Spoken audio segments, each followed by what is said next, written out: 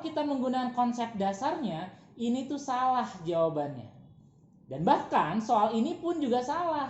Si pembuat soal salah konsepnya. Hai Sobat Smart, selamat datang di IRDE TV.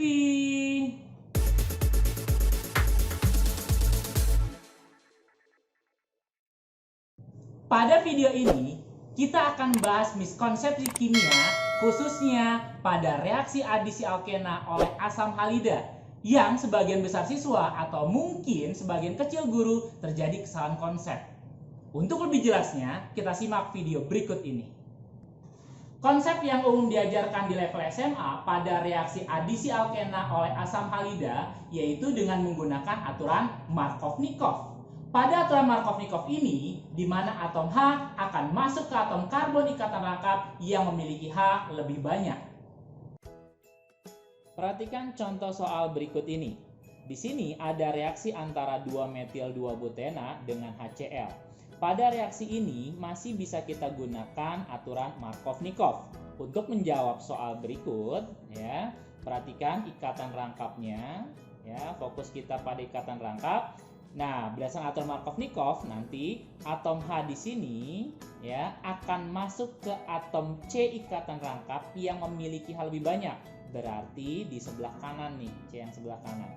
Berarti Cl-nya ya, Cl-nya tinggal masuk ke karbon sebelahnya.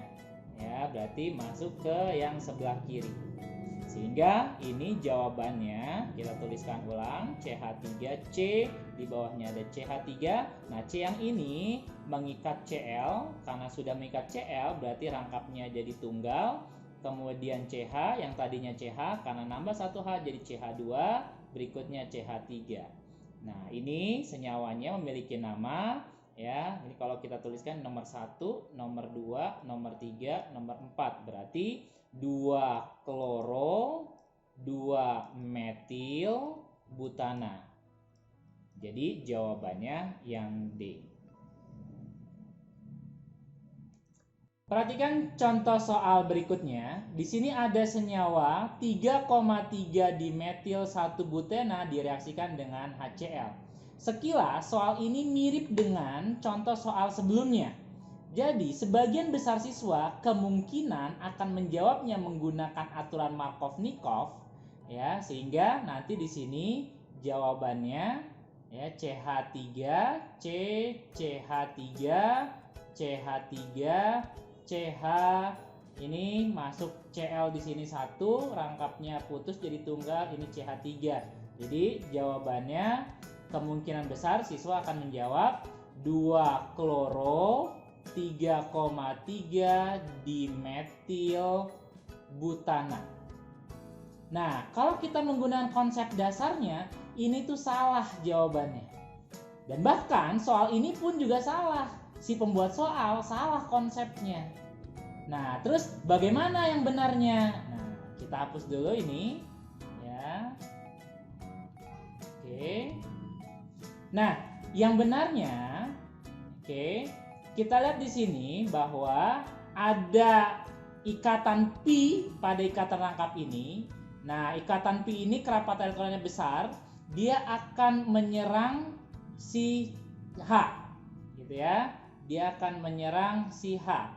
Nah, kita lihat di sini ya, ikatan pi ini akan menyerang si H yang kerapatan elektronnya kecil. Kenapa kerapatan elektron H kecil? Karena H ini akan berikan elektronnya ke Cl. Karena Cl ini memiliki keelektronegatifan yang besar. Sehingga nanti kalau kita tuliskan di sini, ini jadi CH3, C, CH3, CH3, ini CH.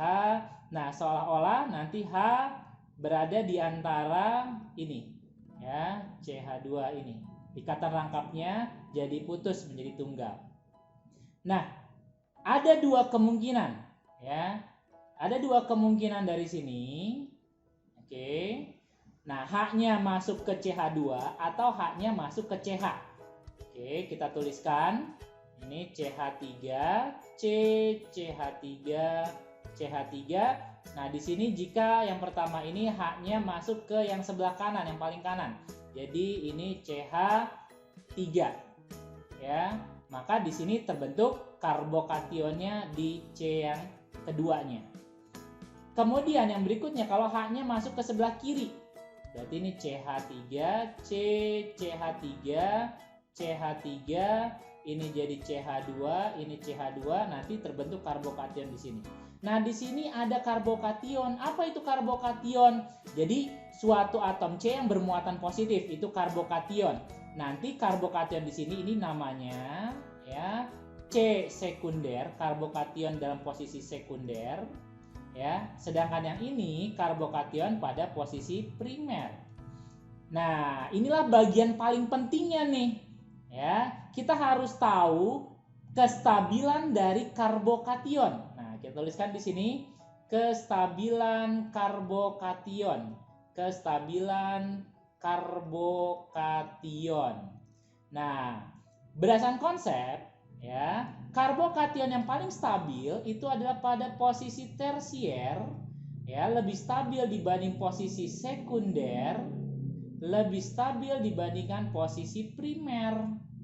Nah, kalau kita lihat di sini, yang atas sekunder, yang bawahnya primer, maka yang lebih stabil yang atas ini, gitu ya. Tapi perlu diingat, yang stabil itu yang paling stabil adalah tersier. Jadi, jika dimungkinkan posisi sekunder ini berubah ke posisi tersier, maka itulah yang akan lebih stabil. Nah, pada senyawa ini ada kemungkinan perubahan posisi dari sekunder menjadi tersier yang dinamakan di sini penataan ulang. Jadi di sini nanti ada yang namanya istilah reaksi penataan ulang, di mana si CH3 ini, metil ini, tukeran posisi dengan karbokationnya yang dinamakan pergeseran metil atau namanya metil shift. Jadi di sini pada posisi sekunder ini terjadi yang namanya metil shift. Ya, metil shift ya, pergeseran metil ya, tukeran posisi dengan karbokationnya, sehingga kalau kita tuliskan ulang ini menjadi CH3 ini CH3, ini karbokationnya di sini nih ya, tukeran sama si metil tadi, metilnya sekarang di sini ya, ini CH, ini CH3 gitu. Nah, kita lihat di sini bahwa si karbokation ini sudah dalam posisi tersier, di mana posisi tersier ini lebih stabil dibandingkan sekunder tadi. Nah, karena sudah stabil, ya barulah si atom Cl yang sudah menerima elektron dari H tadi akan menyerang karbokationnya. Nah, gitu. Sehingga nanti menjadi, kita tulis ulang lagi, ya, CH3, C ini Cl, ini CH3, CH, CH3, CH3. Sehingga kalau kita buat namanya menjadi ya 2 kloro, oke, 2,3 dimetil butana. Nah, coba kalau kita cek ke jawabannya nggak ada kan pilihan di sini. Berarti betul nih, si pembuat soal bisa jadi lupa konsepnya atau memang dia terjadi kesalahan konsep di sini. Gitu ya. Maka harus kita perhatikan konsep dasarnya. Kesimpulan dari video ini bahwa tidak semua reaksi adisi alkena oleh asam halida dapat diselesaikan dengan menggunakan aturan Markov-Nikov. Memang pada level SMA belum diajarkan mekanisme reaksi organik. Maka dari itu, untuk si pembuat soal harus lebih berhati-hati dalam membuat soal, harus memperhatikan konsep dasarnya. Nah, pada level SMA diharapkan si pembuat soal ini membuat soal agar lebih sederhana. Terima kasih sudah menonton video ini, semoga bermanfaat. Jangan lupa like, comment, share, dan subscribe.